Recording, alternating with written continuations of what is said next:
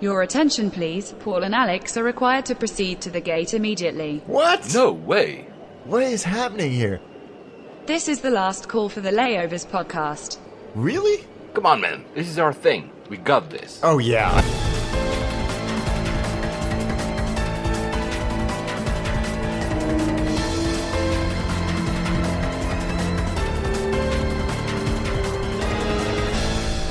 And we made it. Of course, geeks. Flight 51 to Düsseldorf. Hi, Alex. Hey, Düsseldorf. You know, I'm amazed that we haven't covered this before. That's a great airport. Have you been? Yes, I've been, but a long time ago. It's been rising now. You know, it's the third airport in a way for the Lufthansa strategy, you know, after Frankfurt and Munich. It's a very important airport because the region is very economically active next to it.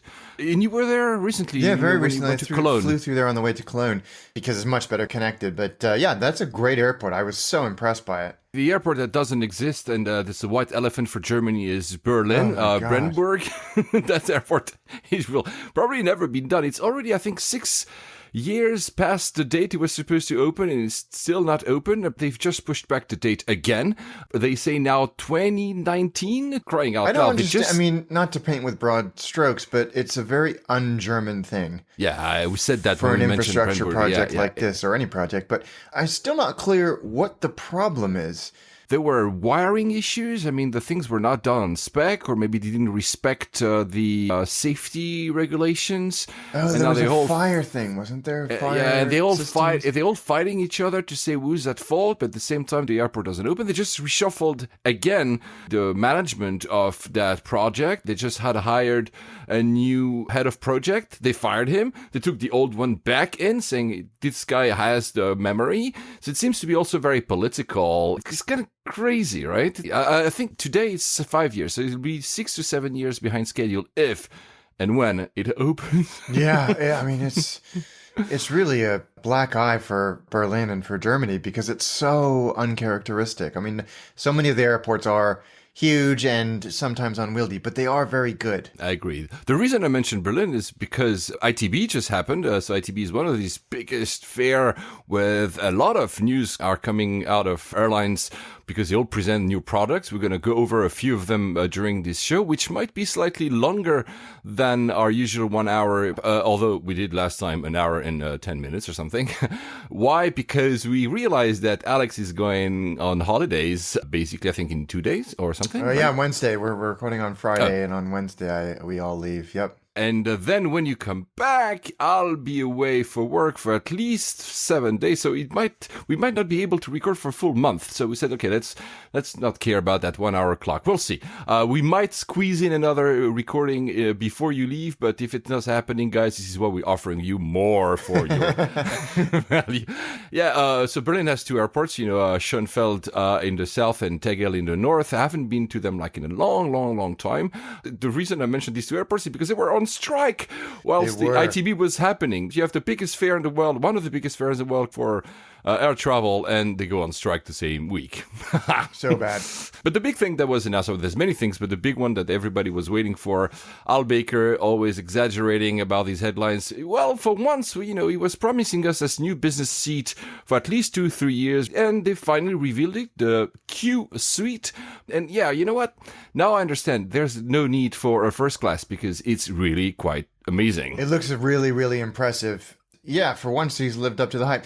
Yeah, I think Johnny Clark over at the Design Air had a really pragmatic take on this, which is it sounds revolutionary, but the components of the product are not. But the packaging as an offering in business class is pretty revolutionary. So double bed in business class, sharing plate concept, and then this sort of communal area. You can reconfigure 4 seats to create this communal area for families, or groups of 4, I should say. And I think it looks great. It looks really high quality, and I think it will be extremely popular. I have one thing though. So you can create a double bed by basically joining the two middle seats ones into a big one. So that's pretty cool, actually. I think Al Baker said you can take your honeymoon on Qatar Airways, but you'll have to keep silent. Yeah. Well, thank you, Akbar Al Baker. That I see happening because I've seen when I was flying a few times in very high-end business class products, but also sometimes at Emirates when I was upgraded to first class, I've seen couples going on honeymoons, and of course that would be a nice sell for a once-in-a-lifetime thing. Now, the reconfigurable chairs that create a meeting room, this is the kind of stuff that always is being touted, but I don't really see people wanting to do that. I think, don't you think? Well, I'm thinking about my family, like my wife and my two sons were flying to Hong Kong, certainly not in business class, but I could see us using this configuration for the entire flight. I think it would work really, really well. But I don't want to deal with anybody else for that long, or how often are you traveling in groups of four that aren't your family? When, I've been doing in the past travels I've traveled with you once for work, but it was a short haul, so it was not in these. But even, I like you very much, Alex, you know that. But if we were to travel for 11 hours, unless it was really a pressing matter to deal with, we'd probably be secluded and having our own thing and maybe working, chat a little bit at the beginning, but not like going into a full work session. I don't really see that happening in the business world. I've seen that on short haul, but on long haul, I don't. It's great marketing to say that you can do that, but we'll see. Great product, lives to the hype. We'll see. It's going to be actually fitted quite soon. Quite I think aggressively, the first route to take it actually will be from London, so we'll be able to see that. It will be on the 777, and then they will retrofit one existing 777 per month. So it's a quite aggressive retrofit compared to, let's say, United and Polaris. Yeah. Let's stay in Germany. Let's stay in Berlin. We got these kind of lists all the time. They all with a different methodology. The world's worst airports this time, according to a website called eDreams. Schönfeld, Berlin, number one, the worst airport in the world. Then goes Luton, LaGuardia, JFK, Brussels, but the second one is Charleroi. Lima, Campino in Rome, the second one. Tegel, again Berlin, this is why I wanted to mention it. Charles de Gaulle and Orly. We said we are not big fans of. Any surprises there? I think it's a little harsh on JFK. Again, like we said in recent episodes, JFK is improving very, very quickly. Luton, absolutely. That's a crap hole. It seems to be permanently under construction on the inside. I'm not a fan of it. Although I just read an article recently that it's the busiest private jet airport in the UK. So I think they're doing something right. But yeah, I haven't been to half of these airports, so I can't comment. But on the ones I've been to, Luton, yes. LaGuardia, absolutely. Kennedy, I think is harsh. Paris, both Paris airports. Yeah. No, I've not been to Lima. That's 15-hour flights from Emirates. Maybe we'll think about it and do it together, and not in a Q suite instead, so we can even have our not talk to each other 15 hours. No, I'm kidding.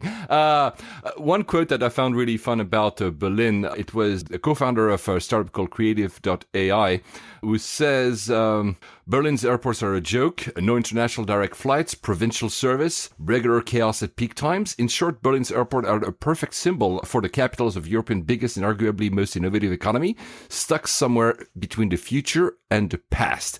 And I think it's actually a very good analogy there. That is a nice quote. Kind of sums it up very concisely. So since we're on lists, the thing that happens every year, SkyTrax, that's a very well-respected list. The best airports in the world, so let's not talk about the worst one, but the best ones, voted by air travelers, or by people like you and me. So there's always a bit of bias towards the airports that a lot of people fly to, obviously. I will go through the list of the first 10. Let's do it. Changi, Singapore. Haneda, who went from fourth to second. That's actually very nice. Incheon, Seoul, it was second is third. Munich, Hong Kong, Hamad, so Doha, Nagoya, Zurich, Heathrow, Frankfurt. That's the top 10. And then you go Amsterdam, which you were recently, is 11. And Kansai, which you might go to soon, is 12th. The first airport in North America is Vancouver, 13th. So that's pretty good. Narita, which we spoke about last weekend. By the way, I want to say, I actually love that airport. I don't want people to have this idea that I don't like the airport because I was maybe not overly enthusiastic about it. It's number 14. Cape Town, which you recently went to, is 19. The first U.S. airport is, I've never been to it, Cincinnati, Kentucky, 26. No, have you ever been there? No, I'm very surprised. Have you been to Denver, number 28? No, I haven't. Yeah, I see. But these are the two ones that are a bit of a bright spot for the U.S. First of all, do you agree with that list? Yeah, I think it reflects some of the things. I was a little surprised about Haneda being second. I think it's a functional airport, but it's nothing compared to Hong Kong or some of these other, or Incheon, or even Amsterdam. I like Amsterdam Airport. When you did the Doha trip, you talked about so much of the improvements that they've done on it, and it clearly is showing in these that they've jumped 4 places. Yeah. I think it's harsh to have San Francisco at 39. I think San Francisco is a good airport. I think where it probably loses a lot of points is because of the weather. So there's always ground stop delay programs. So I bet you they lost points on that. But functionally, especially the international terminal, I think it's a good airport. But generally, I love to see Lucy. Tiny little airport, number 36. Oh, that's good. Well, Madrid, where's Madrid? 31? Nonsense. When you talk about delays, I mean, we have a lot of fog at Heathrow, so that could also hit it. It's still number 9. It was number 8 last year. Interestingly, SkyTrax does subsets of this kind of voting, and I want to go a little bit. I know maybe these lists don't mean always something, but I find it interesting. The world best terminals, and I think this is most interesting because some airports have, brand new terminal, and some other terminals that really suck. Munich Terminal 2, so that's the Lufthansa one, is number 1. Heathrow Terminal 5, surprisingly, is number 2. I would have not putting it so high because I found it that it's overcrowded. Changi Terminal 3 is at 3rd. Terminal 2 of Heathrow at 4th. And then you won't like it. Madrid T4 is number 5. They're out of their minds. Haneda, the international terminal 6. The Terminal 2M of Paris-Charles de Gaulle at 7. I don't agree with that one. T3 at Dubai, 8th. T2 at Mumbai. I've been only once, 9. And Shanghai Hongqiao Terminal 2 is 10th. I mean, I prefer, I don't know about you, but this list is better because some terminals are really vastly different in the same airport. Absolutely, yeah. You compare, like you said, Terminal 3 to Terminal 5 at Heathrow. Those are very, very different experiences. And Terminal 2 is, for you guys who have been and will be, it shows a bit of the future of Heathrow because that's the layout that you'll see in pretty much all terminals, Terminal 6, when it'll finally release, etc., etc. World's most improved airports. So that doesn't mean anything because you could be a very crappy airport that just improved. Yeah. First is Jakarta International in Indonesia. And like you said, Hamad in Doha is number 2. Then we have Houston, number 3, Delhi 4, Guangzhou in 6, Narita at 8. Actually, people thinking, I was telling you last week that Narita has made a lot of efforts to improve the passenger experience within the bands of the airports, and that shows. Paris, number 9. I have to flow again. Maybe I'm wrong about this one. And LA, number 10. LA, one of the most improved airports. The times I've been through LA recently, it feels like it's getting better. I liked it last year. I did. I mean, I did only 2 terminals. The one where Virgin America was, I think T4, whatever it's called, and the international one, I don't remember the name of it. Yeah. World's best airport shopping. Heathrow number 1. I'm not actually too surprised because there's a lot of shopping there. Seoul number 2. Hong Kong number 3. Shanghai number 4. Doha again number 5. Dubai, Amsterdam, Paris, Frankfurt, Zurich. Yeah, pretty much. I don't do shopping. Do you do shopping a lot at airports? Not really. I think only time, because we pay 20% VAT here in the UK, there's often times when duty free actually takes a pretty good whack out of things like that. But not really. Yeah. One that I like, best airport in terms of security screening. I think this is a nice one. Copenhagen number 1, Haneda second, which could explain why it's so high in the major list. Yes. Nagoya third, Zurich, Changi, Kansai. So lots of Japanese here. I told you they were very efficient. Hong Kong, Narita, Seoul, and Munich. No surprises there as well. Not a single American airport, obviously, for security. And not Heathrow either. And for you, Alex, the best airport dining experience. First, you'll be very happy. Hong Kong. I believe it. Second, Changi. Then Narita, Seoul, Doha, Kansai, Nagoya, Heathrow, Houston, and Munich. So Houston, have you been to Houston? Not in a very, very long time. Not for at least 20 years. But now that I see it number 9 on the best airport dining, I need to go. Yeah, I mean, I believe it about Hong Kong. Hong Kong has a Michelin star restaurant in it. I'm not sure if there's any other airport in the world that has one. The good thing about Hong Kong is it runs the gamut, so you can get Michelin star and you can also get some typical Chinese fast food as well, or Hong Kong fast food. And if that list was made by Alex, the simple fact that you have this burger place at LAX would actually put LAX almost to the top. Yeah. Just to see. That's very true. By the way, your Attache episode, since I just mentioned Cape Town, just came out. Wow, it's one of my favorites. Oh, thanks. I've never been there, but it's amazing. It shows that you not only know the place, but that you love the place. It's really amazing. Oh, thanks. I'm proud of it. Greg really smashed it on the episode, and it was nice to get some friends on camera, Cobus and Rich, who I know listen to this show. So, and again, we couldn't have done it without them. Like, you know, you got to see the Thomas Cook product, which I was raving about a few episodes ago. So, yeah, no, thank you. It was a fun episode. And it is a really, really good airport. I think we were just unlucky with when we arrived and immigration was a little bit slammed. But other than that, great airport. What other airport puts on like traditional dance, displays in the departure lounge? Not any I can think of. JFK. No, I'm kidding. So, by the way, it was interesting at the end because I'll, of course, now that I've seen the episode, I want to go. I've been in talk with Rich and Kobe. You mentioned that the best way to go from the airport, and you mentioned that in our episode as well, is to use Uber. Yeah. South African taxis just blocked the road to Uber to the airport. So it That's shows a that common tactic around the world, isn't it? Yeah. You hinted that in your episode that there's a bit of friction there. Yes. It's not completely settled, that kind of relationship. So U.S. airports are not very well shown in this list. The American Society of Civil Engineers every year creates a report. They give grades to all types of infrastructure in the U.S.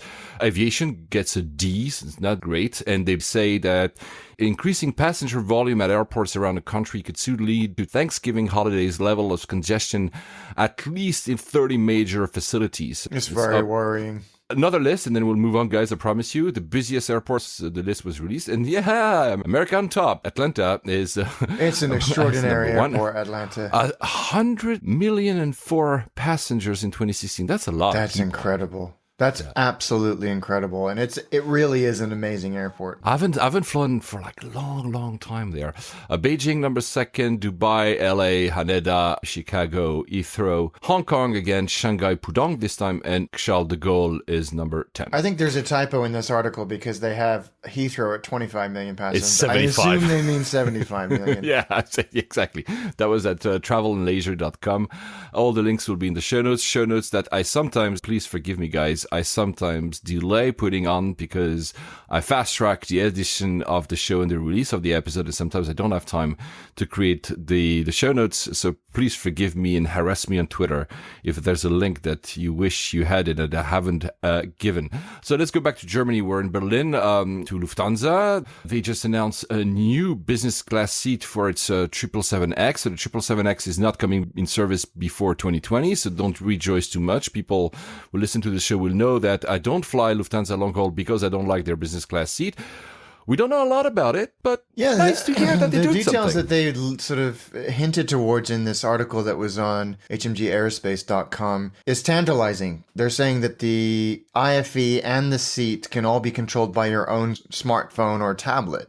So it connects wirelessly, which in an ideal world sounds amazing. And the mock-up that they provided looks really, really cool. But I feel bad for the flight attendants and the cabin crew do tech support as well. I assume there's sort of manual overrides built into the seat, but it's nice that airlines and seat manufacturers are thinking about the connected customer who will absolutely embrace this type of experience. And I think it's a nice glimpse into the future. And it's nice to see Lufthansa innovating as well. Isn't that the logical conclusion if we remove IFE and ask people to have their iPad, iPhones, and whatever, the next frontier is to say, oh, you want to control your seat, download yet another Lufthansa seat app. Maybe, that removes weight from the aircraft. I don't know. The one thing I will note, though, is that if you read the actual announcement by Lufthansa about the seat, they say that the seat has been developed. They don't say the seat will be developed. For me, I struggle a little bit with that because does that mean that the seat is already ready in 2017 and by the time it's introduced in 2020, it might already be obsolete. I don't know. Maybe it's just a typo. Maybe it's just not what they implied. But Yeah, I that's would a have good thought question. that- I don't know. I would have thought that this is something that they are currently developing or starting to develop, and not something that is already done. Yeah, it seems a little presumptuous on their part to design a seat so far ahead of the plane actually even flying. So, but you know what? Well, who knows? Still on Lufthansa in the US, for those who live in the East Coast, there's a lot of snow, ice storms, etc., so that delays a lot of flights. Lufthansa is now lucky. They wanted to introduce their A350 to the US, and of course it couldn't take off because of the snowstorm. So good luck, guys, if you live in the East Coast. That will apparently last for a few more hours.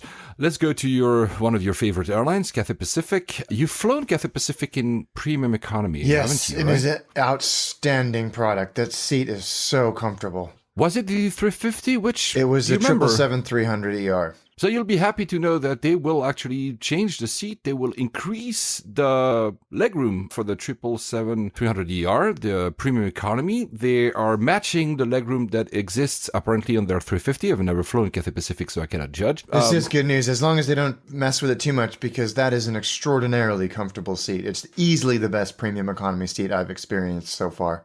So since we're talking about 777ER, and I'll go back to Cathay in a minute, but that was a story that I didn't know where to put it in the show, so let's put it here. That story about that Swiss International 777 that flew from, I think, Zurich. It was supposed to land in the US somewhere. I don't remember now. I don't have the story in front of me. LX40, so just look it up, guys. And 5 hours into the flight, one of the engines just stopped working. Which, of course, international regulations calls that, they can fly with one engine. It's not an issue. But if you're above water, which was their case, you need to reroute to the closest airport. The closest airport was an airport in the Baffin Islands. It's in Canada. It's in Nunavut. It's in Inuit province. The city has 7,000 people, so they have to land that there. The temperatures there are just insane, between minus 22 to minus 40 degrees. If you had windshield, that's like minus 80 degrees or something. And they had to change an engine there. They did, and Popular Mechanics has been around for forever, but this is really what they excel at. They do this beautiful multimedia, in every sense of the word, telling of this fantastic story of how this plane had to divert because the engine, as you said, just shut down. And they really do a good job of telling the story of how the problem came to light and what they did to actually get on the ground, and then what they had to do to get off the ground, which was, as you said, to replace the largest jet engine in the world in this remote part of Canada when it was 40 below zero. They have the Swiss aircraft engineer who got news of that issue, and he says, quote, "My first thought was, where in the world is Equaluit?" Yeah. Like, I didn't even know. They had to actually charter an Antonov to fly the piece from Europe because GE didn't have that piece at that time, to that little remote place. And then all the teams converged, the Swiss teams, GE teams also converged, and they had to replace that thing in live conditions. And apparently what saved them is that they have this kind of tent that they put around the engine. And because it was so cold, at least that protected them. It's pretty amazing. So they could be out, because I guess with the wind chill factor, it was minus 74, minus 76. My God. So they had this incredible inflatable tent so they could stay outside for more than 15 seconds. So the flight took off on February 1st and was able to leave that place on February 9th. It's actually pretty quick. The passengers, of course, had to wait, I think, for about 15 hours because there's like no hotel in that place. I mean, so they had to simply wait in the aircraft. Swiss sent a 330 to take all of them on. Look, this little remote place in one day had a 777-300ER and a 330 land. That's not every day they must have that. No, right? Really just amazing. Amazing story. So let's go back to Cathay. Since you love food, Cathay is trialing in business class dining on demand. We talked about that for British Airways. As we said, very few airlines do this. They will try that on a few selected routes. It's only a trial for the moment. I think Gatwick will get Hong Kong to Gatwick, and then they will switch to Hong Kong to Chicago to test whether that service works or not. Yeah, I think it's an interesting idea, as long as the cabin crew and the catering staff are all working in harmony, which, judging from this article, it sounds like they've spent a lot of time working on the logistics of this. And, we've talked about this in the past, as you said, with British Airways, and could see the advantage to the airline of people not just eating because the food's been put in front of them. There's a potential to reduce costs. And then, of course, they spin it as this is good for the customer because you can eat when you want. So it'll be interesting to see what comes with this trial. It's only going to last a month, as you say, on a couple of routes. So we'll see what happens. I don't think, have you ever been on a dine-on-demand service? Only first class Emirates, which, so I think I told this already. The first time I ever got upgraded, I enter in the, the 380 and, it's a front door upstairs. And, I wanted to kind of pretend that I know, I've been there so many times. So, I was so first of all, what happens is I'm so told I hit my head because I was so excited. I actually hit my head on the door frame of the aircraft. So you have immediately the staff, because, of course, staff in first class is like, oh, sir, are you okay? And they offer me water and a little towel. And well, anyway, I sit on my seat, the flight takes off, and an hour 30 minutes, it was I think a 10-hour flight, an hour and 10 minutes into the flight, because it was a night flight, it was getting antsy. So usually that's where they start kind of giving food and whatever. So I ended up eating the cold button, and she comes and I say, well, do you know at what time you will serve food? And she's like, oh, you didn't know? It's on demand here, sir. And oh my God, I got caught. She understood that it was my first time. But I mean, again, it's 8, 12 seats. So it's much easier to manage. Yeah, exactly. And well, it's fun. But you know what? At the end of the day, I've done only a few times that first class in Emirates. And luckily, I'm very lucky for that. And I'm not sure it's going to ever happen again. But the one thing is that at the end of the day, you still eat probably roughly at the time that you would have eaten if you had delivered the food. Yeah, exactly. That's what I realized. Maybe it's just a habit, but you just want to sleep. So you're not going to wait 4 hours into the flight to eat. I mean, no. I don't know. Well, that's kind of what I think as well. I'd be interested to see how this actually works. So Cathay Pacific, we mentioned that also in the last episode, they have issues, and for the first time since 2008, they've posted losses. It's a loss of $70 million or something, if I remember correctly. They say the challenges are, of course, that Hong Kong is being cut out. If that's probably, of course, Emirates. Hong Kong used to be the stop where Australians would stop at to go to Europe, for instance, and now they stop in Dubai. So they say that. They said the strong Hong Kong dollar was also something that put off a lot of people to come to Hong Kong. So yeah, the restructuring is coming. Yeah, I think they're going to have to do something because it really is almost unprecedented. This is so unusual for Cathay. But hopefully they can see the writing on the wall and react and restructure and look to the future. But I don't think that they're planning on getting out of this difficulty anytime soon. It's going to take a long time. They also mentioned the direct competition from Chinese carrier going international, and that will only increase. Yeah. Absolutely. I think that's only we talked about this in the last episode with the aggressive acquisition and expansion of these big Chinese aviation groups, and that's not going to slow down. We still haven't heard anything about that rumor regarding Air China and Cathay and whether that will manifest itself in any way. Again, I'm still skeptical, but who knows? Since there are, in an oblique way, saying, Emirates and others are eating in their market, well, these guys are also suffering. We mentioned that many times in the past, 10 episodes, that, it's not the golden days anymore. Even Tim Clark said that a few months ago. And there was if you guys are interested, there's an interesting Gulliver again that Oped in The Economist, which has a very good overview of what happens with the three airlines. Etihad clearly seems to be the one that it's hit the most, but Emirates has just pushed back the acquisition of 12 new A380. So they're waiting a little bit. They're putting that on hold for a few months. They did that in a response of a 75% drop in profit. Wow. Qatar Airways itself abandoned its plan to open a subsidiary in Saudi Arabia. What it means here, and we know the story with Etihad and the new CEO, which is not yet named, it means that these years of fantastic growth might have come to a certain end. Yeah, or at least slowed down. I don't think it's the end of the line for any of those guys. Not. And I think that they've been very smart to invest and grow aggressively over the last 10 years. And I think that they knew this was going to happen sooner or later. And I think that they've got the reserves necessary and the infrastructure and the passenger loyalty to weather this type of storm. And of course, we've talked about this many, many times in the past. All three of the hub cities for those airlines are geographically perfect for that transit. So even if their share slips a bit, it's not like the tap is going to turn off overnight. By the way, Emirates and Qatar still are increasing capacity this year by at least 7%. Only Etihad is reducing capacity. I just mentioned that Qatar has actually not done its subsidiary in Saudi Arabia. They are doing though a domestic carrier in India. It will belong both to Qatar Airways and the Qatar State Investment Arm, so basically the same thing. Yeah.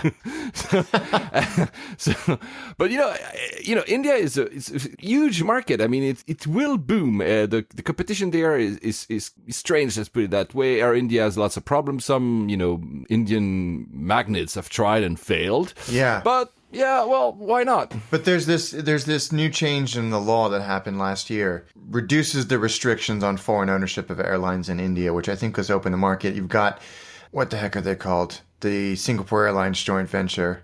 Oh, yeah. You know what I'm talking about? Anyway, Yep. They have come in, and I think you're going to see more of this. Singapore Airlines created an airline there in 2015, and I think AirAsia was the other one who did that as well. So it's interesting that you just mentioned these foreign ownership rules. So in India, which is why they're doing this strange thing with the government arm of Qatar, is because it's 49% by an airline, but the rest can be owned by a foreign entity. So they're dividing up 49% gets to Qatar Airways, and the 51% gets to basically the sovereign fund in a certain way. We know that in the US, it's I think it's 24%, 25% is it the maximum for ownership?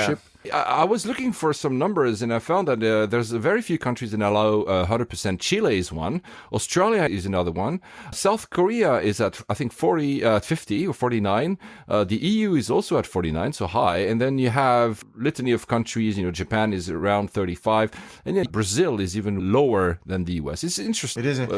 So Vistara, that's the one between Vistara, yes, Tata Group and Singapore Airlines. And that's a very equitable split. Singapore Airlines own 49% of it, and Tata own the remaining 51%. I wonder how they're doing. No, I have not followed up at all. I should, but I don't fly to India. I've flown once. I wish I could, but I need to get back. I've not had the opportunity. You should do another episode of Attache. We'd like to. We definitely want to. You've done Mumbai. You should do Delhi, or maybe go into the south and do the whole region of. Yeah. Well, so many places you could go with your show, man. Since we're on these airlines and Emirates, United, so we said that Emirates was opening this route from Newark to Athens and back, Athens in Greece and not in Georgia. And United announced that they will have employees protesting on the ground in Newark it seems a bit like organized. Yeah. We will ask our employees weird to protest, please. Still on Emirates. They've been asking for the 380neo for a long time, for re-engined A380, Airbus 380. The CEO of Airbus basically says that it's not going to happen.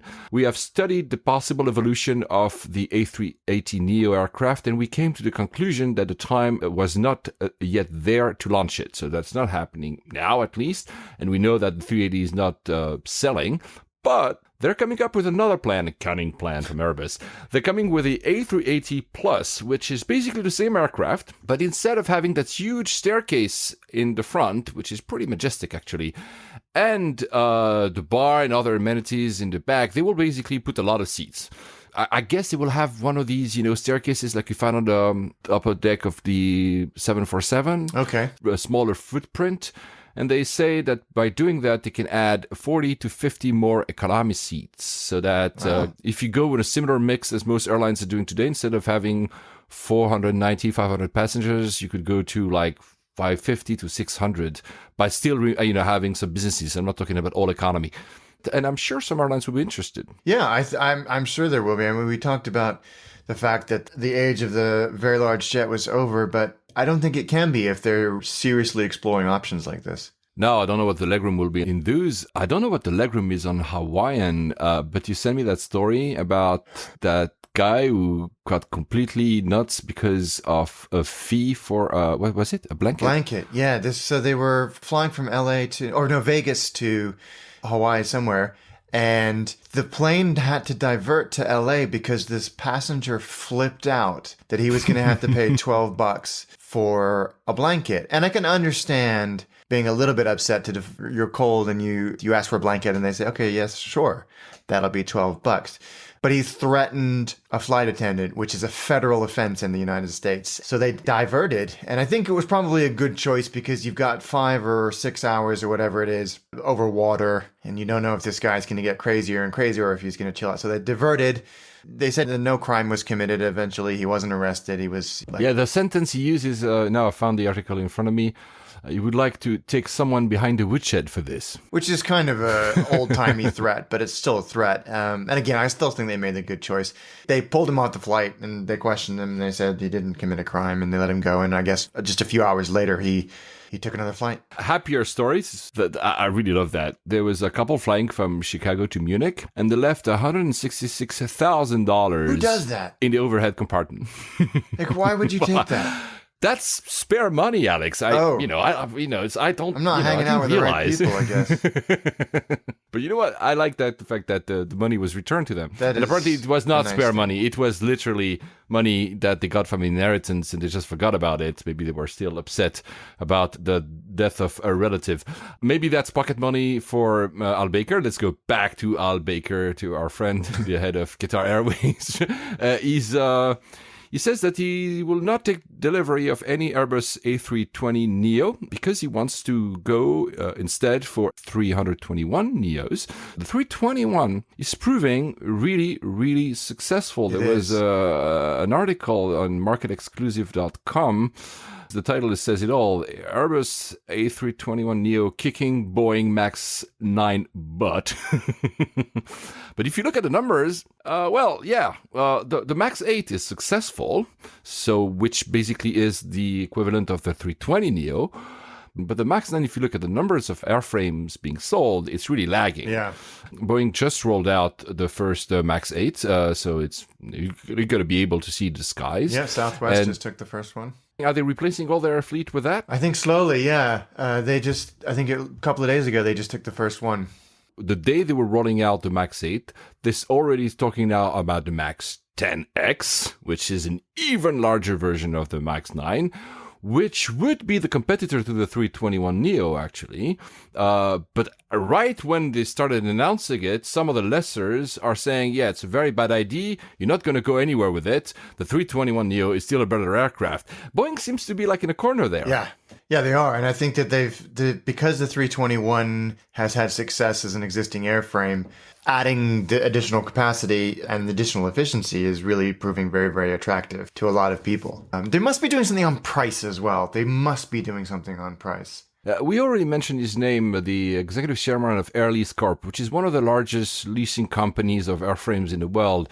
Stephen Udvar-Hazy suggested that the MAX 10X exists only because of the failure of the MAX 9 to prove competitive with the 321neo. Yeah. Which just tells us, because if that guy is almost a market mover. If he says that he doesn't like an aircraft, the aircraft manufacturers are listening. Yeah. There's an alternative view if you go on fool.com, which says that, well, yeah, maybe, but at the same time, the whole program, the 737 MAX, is actually one of the fastest-selling commercial jets in history. Boeing would be crazy to now start overhauling the entire program. They should just get on with it. It will be successful in the end. They shouldn't actually change their strategy. Yeah, we also have to remember that orders don't necessarily mean deliveries. Correct. People convert an order for 10 A320s to 4 777s and vice versa. So until the plane is in the sky, it's a good indicator, but it's not the end of the story. But the 321neo, the long-range version, could be something that would change the competition over the Atlantic. Yeah.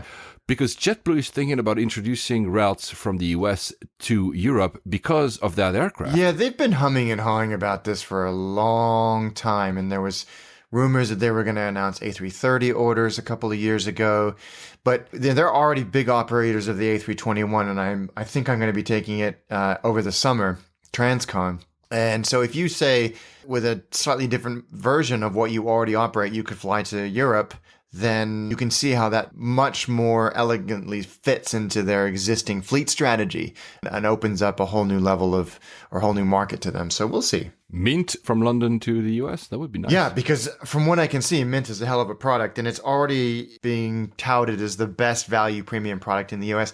And I can see it. I can absolutely see it. So hopefully I can come back in a few months with a field test report. Well, I hope so. I'd be very jealous, but I really hope so you do that. Let's stay a little bit more on aircraft. There was a very interesting article in the Seattle Times where they said there's a fire burning in the wide-body market, saying that, the 777ER was released 12 years ago, and that's exactly usually the cycle for leasing. We just mentioned leasing, which means that a lot of these might come back into the market and will hit Boeing where it hurts, because Boeing really hopes to sell a lot of the 777X, and that there might be, and that also includes Airbus, there might be a glut in the wide-body market, and that maybe we'll see all these hopes of selling big wide-body aircrafts being crushed in the next 3 years. Do you think we'll see these manufacturers suffer? I'm not sure. I think of all airplanes, the 777-300 has a huge opportunity for secondary market and secondary leases. They're still extremely efficient airplanes, and they'll have low cycles, high time, but low cycles. 12 to 13, that's sprightly for a plane these days. So I think that there's definitely going to be a secondary market. Now, for Boeing, I'm not sure, because they said that they will reduce deliveries of the 777 from 100 a year nowadays to 40 only in next year. They might be suffering because, like you said, they're all in mine condition. So why would you buy a new one where there's so many that could come back on the market? Yeah, but I'm not 100% sure, because we've talked a lot about the growth in Southeast Asia, especially in China. They're going to need airplanes. And yes, they may pick them up on the secondary market, but the planes that are coming off lease cycles from these, if you will, tier 1 airlines, they're going to need to be replaced. And I think that if you do see a downturn, it's going to be temporary, because that goes against every other trend that we're seeing in air traffic and air travel and aviation and cargo miles, all of that. So there's going to need to be airplanes to pick up that slack. The same guy I just mentioned called the next plane the 797. Yes. So that's not a plane that exists yet. I know we both like the 757 and the 767. I've flown, again, one BA 767 from Madrid to London. It's a nice experience. Boeing is thinking about what should they do there. Should they introduce a new plane or not? Again, 797 is just a code name not by Boeing. Boeing calls it Mom. So Mom is not soccer mom. Mom is middle of the market plane. What do you think about that? Do you think Boeing will actually deliver on a new aircraft that would be standing, in this kind of 230 to 260 seats? Absolutely. Yeah. There is a damn good reason why between them, American, Delta, and United have 220 757s with an average age of 22 years. They do not want to get rid of those airplanes because they serve a very specific market very, very well. And those things aren't going to be the most efficient airplanes in the sky either. So from what I understand, Boeing and United sat down and looked at, and Delta and American, but I think it was United that sort of came out so enthusiastically about this middle of the market concept to sit around what the 757 and 767 does. I think we all thought, including the manufacturers, that the 321 and the 900 MAX, etc., would do that. But clearly not, because while American has ordered a bunch of A320s and A321s, they're still enthusiastic about this idea of a middle of the market. I think it would be cool. I think it's pretty likely to happen. I mean, Boeing have got to do something. They can't just keep iterating on the same airframes. It's interesting that there's almost like a difference of philosophy here, because Airbus is clearly pushing in narrow bodies and saying your 320, 21s and all this will actually solve your problem. That 797, let's go like this, would be a wide body, like a twin aisle plane. It's almost a different philosophy. Do you think Americans, like these airlines, are used to have, twin aisle planes, and that's why they want to go further with it? I don't know. I don't know either. But you remember that Delta, all three of those airlines use 757s on international routes as well. You often see 757s at Heathrow, Manchester, Dublin, even in the west of England as well. And I think that really shows the versatility of that airplane, that it can be dispatched all over the world, especially for American-based airlines. And it's high capacity, it's relatively efficient, nothing compared to what we have today. But so you can see why it would pique the interest of people that are so dependent on that type of airplane right now. And for those AV geeks, I've never flown in one. There was at one point the Airbus A310, and that was a twin aisle, a small twin aisle. They never went back to that kind of design, sadly. I love twin aisle aircrafts, to be honest. Me too, yeah. I think it makes everyone's life a little bit easier. Swiss was the launch and still is the launch customer of the Bombardier CS100. Interestingly, they are transforming the remaining 5, I think, to larger CS300. So you guys in Europe will also be able to try the CS300 if you fly Swiss soon. I know the CS100 can go to London City. Can the CS300? I assume it must be able to. I think so too, because you want to fly it there, right? I want to fly it, period. But yes, that's where they fly to right now from the UK. Let's go to Cyprus. So Cyprus, I used to live there. No, guys, it's not because my last name is Greek that I have any relationship with Cyprus. I just used to live there. We mentioned a year ago at least, that there was a startup airline that was trying to fill the hole that the demise of Cyprus Airways left. Apparently, they're still going. Cobalt, they're called. Yeah, they seem to be going well. Oh, I didn't know. But Cyprus Airways is rising like a phoenix, is apparently again alive. Yeah, it is. It's this airline, Charlie Airlines, based in Larnaca, have taken the name Cyprus Airways from the formerly, so they're a completely separate entity. They've just taken the name, and it was founded by S7 Airlines, who are a Russian carrier I think we talked about in the last episode, and they're part of One World. They seem to be very good. And they set up this airline called Charlie Airlines. And then a year ago, they won this competition to use the Cyprus Airways for up to 10 years. And they just got their AOC 3 days ago, their air operator certificate, and they should be starting to sell tickets very, very soon. So that's great. And you and I both immediately commented that the livery that they've picked is stunning. Oh, wow. Isn't So, guys, I'll put a picture, but it's a blue-green livery. There's like an olive branch that goes around the aircraft. And the typography of Cyprus Airways is also uncommon. That makes it so interesting. It's beautiful. I wish them the best of luck. Yeah, me too. And probably S7 was interested because there's a lot of Russians that go to Cyprus from Russia. And I think that's also maybe why that's a route that could make sense. I'm not sure. But anyway, good luck to S7 and good luck to the new Cyprus Airways. Yes. Talking about going to Highlands for holidays, San Martin, that WestJet aircraft that was, was it really low? It looked low. It looked really low. The pictures are pretty incredible. There's a 737 captain that says, and he flies the same aircraft on the same route, and he says, well, it looks like it was probably roughly 50 feet above water. That's 15 meters, guys. That seems really low. Yeah. And this wasn't someone on the beach after 6 or 7 Mai Tais. This was he may have had 7, but he was a 737 captain who is very familiar with this approach. And gosh, he said to be that low and not over the runway is downright dangerous. But of course, WestJet denies. It says, no, everything was fine. Yeah. I don't think that aircraft was at the right height for that approach. Yeah, I've never been there, but I'd love to know if there's ILS at St. Martin and if they were on a visual approach or if they were on an instrument approach. If I've never been, I'd love to know a little bit more. Well, thankfully, of course, guys, there was no incident or accident. Everything went fine. It's just that the video is stunning to see because we rarely see an aircraft so close to water. Another very close call. Was that airliner meant to be underneath me? That was Harrison Ford.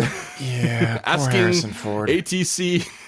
Where was that? John Wayne Airport, I think, in California. He didn't take the right runway to land. He landed on a taxiway.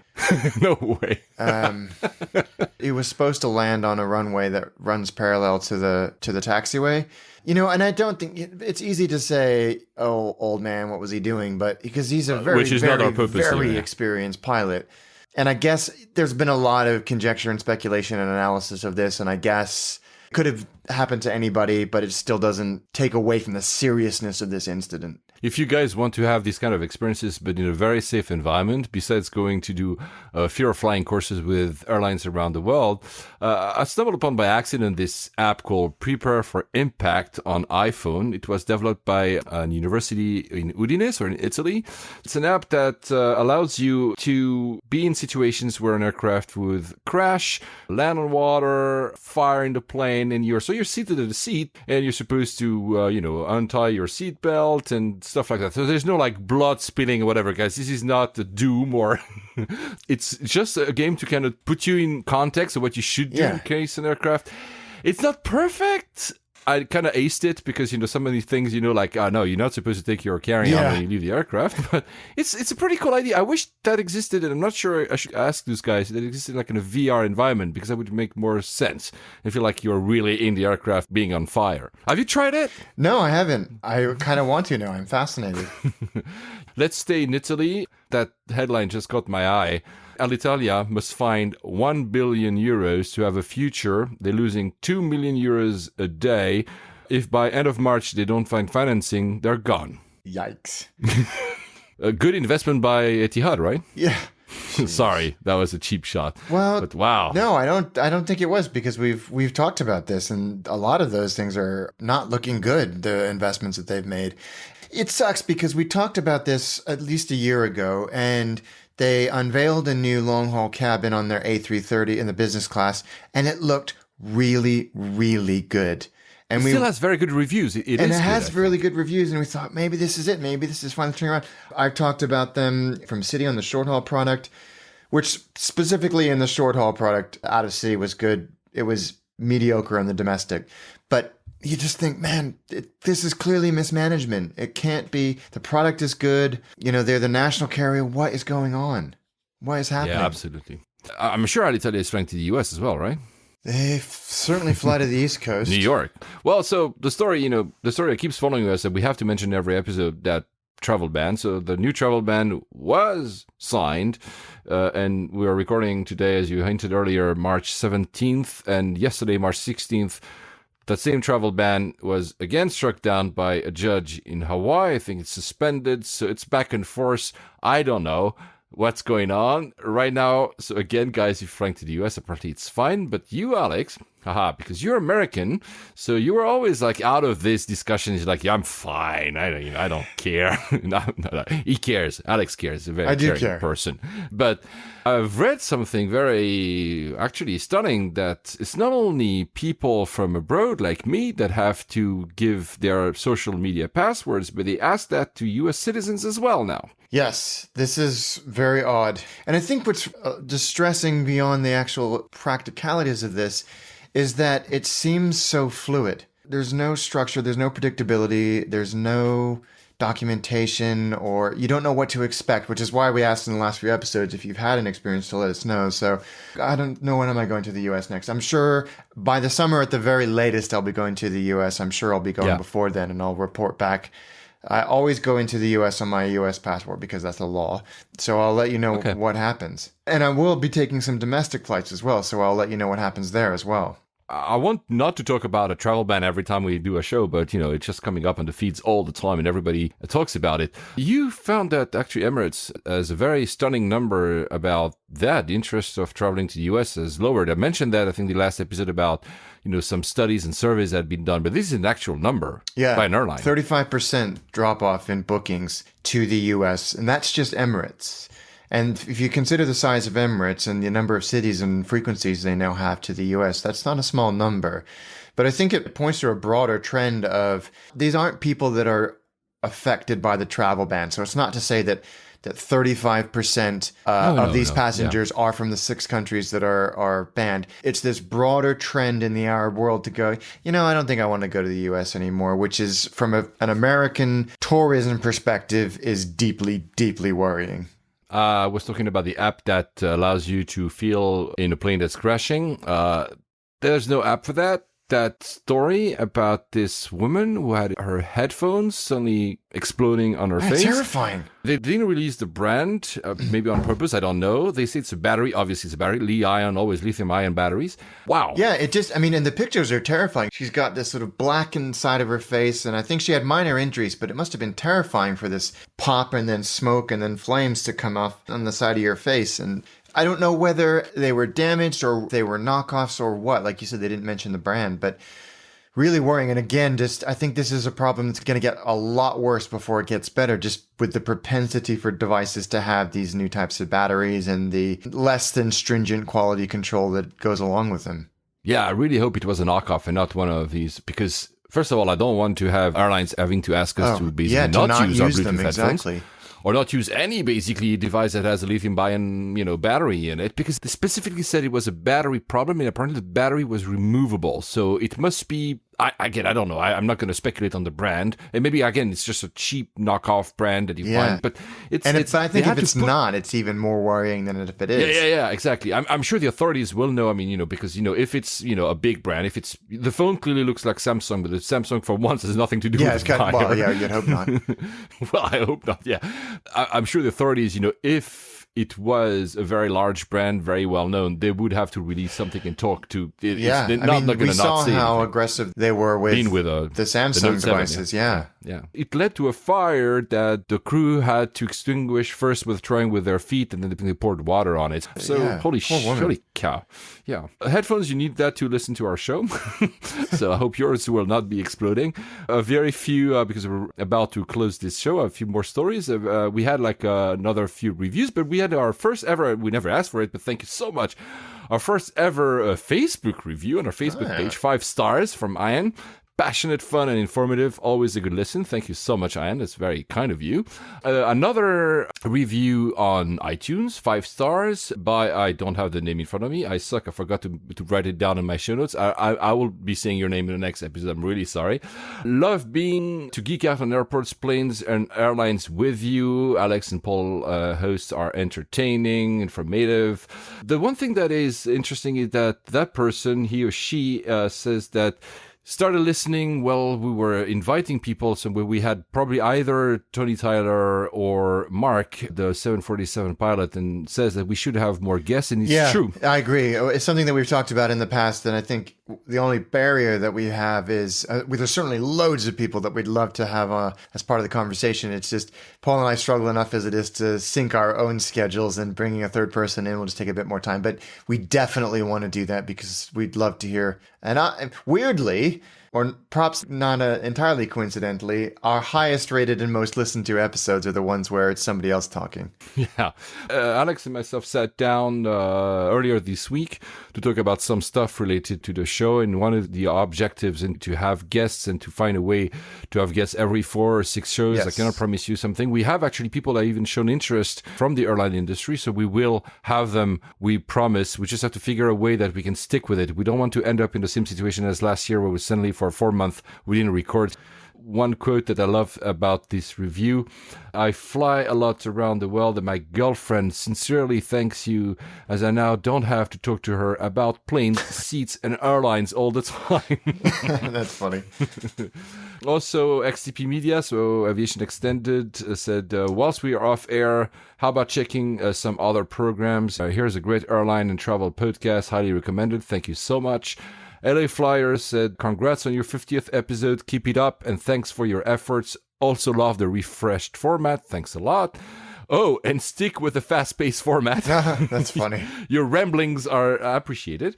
Ed Parsons, great episode, explains the crazy designs of Narita. And Ashley Quint at Luxury Traveled also says, great episode guide. One thing that I don't do enough, but you do, is go on Reddit, on the subreddit Aviation. I actually found a few people talking about us there while just checking, and I will mention one. Username KOVY17. In my opinion, one of the best podcasts for airline is Layovers. Thank you so much. We appreciate that a lot.